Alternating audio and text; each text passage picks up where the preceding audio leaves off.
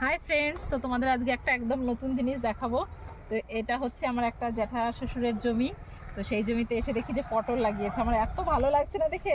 আমি পটলের জমি এত কাছ থেকে সেভাবে দেখিনি। আমাদের এদিকে আগে পটল চাষ হতো না, মানে এখন হচ্ছে, এখন সবাই লাগাচ্ছে দেখছি। তো দেখো কি সুন্দর সুন্দর পটল হয়েছে, কাছ থেকে দেখাও পটলটা।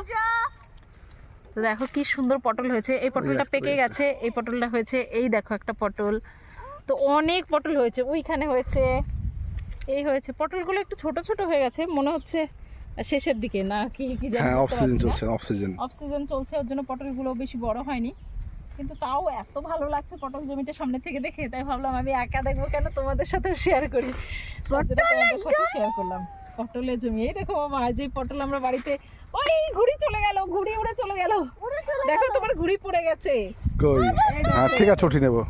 পা দিবি না বাবু, ঘুড়িতে পা দিবি না।